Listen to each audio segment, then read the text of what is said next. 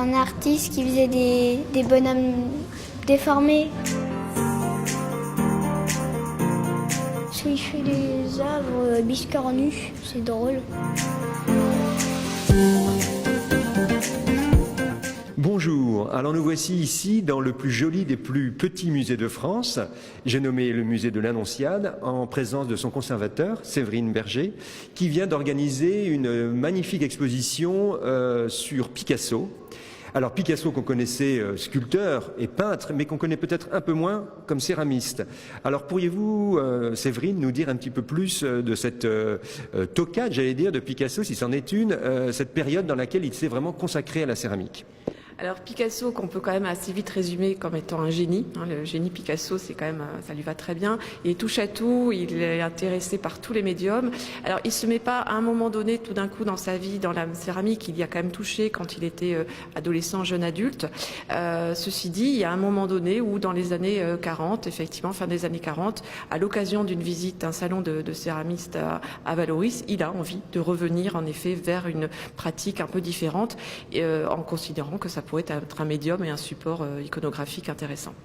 Parce qu'en effet, on parle de la période de Valoris, de Picasso, qui est une période qui s'étend, je crois, des années 1948 à 1954-55 environ, qui correspond d'ailleurs aussi à un moment amoureux de sa vie, comme toujours chez lui avec Françoise Gillot, et puis Jacqueline à la fin. Donc, pour lui, la céramique, c'est quoi au fond? Est-ce que c'est un art majeur, un art mineur? Quand il se consacre à cette technique? Il n'y a pas réellement de hiérarchie dans son esprit. C'est vrai qu'il considère que c'est une manière de pouvoir exprimer à la fois tous les éléments de forme et au niveau plastique qu'il a déjà traités, mais aussi au niveau iconographique. Il voit comment il peut faire une adéquation justement entre des formes qu'il va détourner ou qu'il va recomposer. Il dessine énormément, il fait beaucoup de croquis. C'est quelqu'un qui en effet a envie de créer quelque chose de différent, mais qui a surtout envie de détourner aussi une pratique. C'est-à-dire que ce qui est a priori un plat utilitaire restera utilitaire, mais avec un petit plus qui est le fameux Picasso qui s'intègre dans la création. Alors cette question justement de la fonctionnalité de ces objets est très importante parce qu'au fond, ça répond à cette question de est-ce une sculpture ou est-ce un objet, même si ça reste un objet d'art, mais un objet usuel. C'est quelque chose qui lui tenait à cœur, c'est-à-dire qu'il voulait que ces objets soient toujours fonctionnels et qu'on puisse s'en servir une assiette, un pichet, une cruche, etc. Oui, absolument. Alors c'est vrai que quand il a cette révélation de revenir vers la céramique dans les années 40, entre 48 et 50, il produit à peu près 2000 pièces, qui est énorme, qui montre aussi à quel point il y a une émulation, enfin comment il est exalté par ce matériau. Il ne se contente pas non plus de faire que la céramique, c'est la même période où il fait aussi des tôles soudées, de la sculpture, il fait également des travaux de fresques. Et à un moment donné, comme il est très impliqué dans le village de Valoris, que lui-même aussi en tant que partisan du Parti communiste, se dit par rapport à ce village, j'aimerais pouvoir les aider et donc de rendre finalement mes créations d'une certaine manière utilitaire, à la portée de tous, et comme il a dit à Malraux, des assiettes dans lesquelles on peut manger dedans. Donc ce sont un peu les objets qu'on voit ici dans cette exposition, parce qu'il y a une grande variété d'objets, de formes, d'usages donc.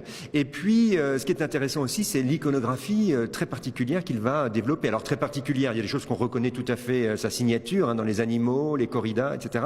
Mais est-ce que vous pouvez nous en dire un petit peu plus sur les thèmes qu'il va développer, ces formes un peu anthropomorphes de ces objets? Alors pour les formes anthropomorphes, effectivement, ça fait partie aussi de sa recherche de déformer, ou je veux dire la peinture traditionnelle dans laquelle il pouvait tout à fait s'accomplir ne lui suffisait pas, donc il a cherché un petit peu à déformer. De la même manière qu'il a voulu montrer des fois des profils, des faces, donc c'est vrai que ça aussi il en joue, et il va essayer justement de tenir compte de toute potentialité de l'œuvre pour se dire cet arrondi, ça me fait penser à une figure, ça je peux au contraire mettre le buste d'une femme, là je peux mettre une tête, là je peux mettre un pied. Quand il fait ses croquis, ça va être sur les formes plastiques, mais aussi il pense quand même très vite au décor. Donc son univers, effectivement, essentiellement méditerranéen, empreint de mythologie grecque ou autre, en font partie. Oui, ce qui fait que ce sont des objets qui sont complètement incarnés, c'est-à-dire qu'on voit des têtes qui émergent, on voit des formes, on voit des femmes comme des sirènes. Donc finalement, il part un peu il se laisse porter par des formes. Vous dites qu'à la fois il va dessiner auparavant, c'est-à-dire qu'il pense un peu les objets, mais il se laisse complètement emporter au moment de la réalisation par la forme. Oui, c'est-à-dire qu'en fait, à la différence d'un potier, c'est-à-dire qu'en fait, lui ne va pas tourner les pièces. Il dessine, il souhaite telle forme, il part parfois de formes traditionnelles, de pots de cuisson utilitaires, de pots d'ustensiles ménagers qu'il pouvait y avoir au 15e, 16e, parce que ça l'intéresse de revenir justement. Là aussi, c'est qu'il ne décale pas que l'art est un médium pour avoir une expression, c'est un art utile. Donc du coup, c'est un objet du quotidien. On vit avec ou on mange avec. Alors, est-ce qu'on pourrait revenir sur une iconographie qui lui est chère, qui est particulière? Puis je crois que vous avez une anecdote à nous raconter à ce sujet, c'est la corrida. Oui. Alors effectivement, la corrida, depuis tout enfant, puisqu'il est né à Malaga, il a toujours été empreint de cette tradition. Lui-même a fait des portraits de torero quand il était tout jeune. Et il se trouve que dans cette période de sa vie où il est en France et avec le régime de Franco, il ne veut absolument pas remettre les pieds en Espagne. Et effectivement, la tauromachie, la corrida lui manque. Et donc lui, ne pouvant pas aller en Espagne, il fait venir, il fait installer, il fait monter des arènes mobiles en bois. Et donc il y a eu des férias qui se sont tenus à Vallauris. Et qu'il a évidemment représenté aussi dans les vases de Vallauris. Donc là, on voit quand même la puissance et le génie et je dirais la potentialité de cet artiste qui peut se permettre de faire venir une corrida. Donc, quand on parlait de génie tout à l'heure, on pense même à ces génies de la Renaissance qui étaient de leur vivant adulés et reconnus. C'est tout à fait le cas de Picasso. Oui, effectivement, c'est aussi un peu une star. Il y a eu énormément de photographes, il y a eu des films évidemment dédiés à cet artiste. Et cette période de Vallauris a énormément inspiré des photographes. Alors il se trouve que nous en avons, et ce qui est intéressant, c'est qu'on a aussi bien une pièce qui va reprendre une scène de corrida, mais on a également dans cette exposition une photographie prise par une petite fille qui avait 8 ans à l'époque, dont les parents étaient des amis de Picasso et qui se trouvait dans les gradins un rang au-dessus de Picasso. Donc ça aussi, c'est quand même une belle anecdote. Tout à fait. Et alors, si on en revient au musée de l'Annonciade et à Saint-Tropez, je crois qu'il y a un rapport un petit peu particulier de Picasso avec ce très joli musée dans lequel il est venu exposer. Voilà, alors il se trouve qu'en effet, en point de départ, si on peut dire, le début de notre chasse au trésor, c'est qu'effectivement, Picasso a exposé un plat de Vallauris en 1950 à l'Annonciade.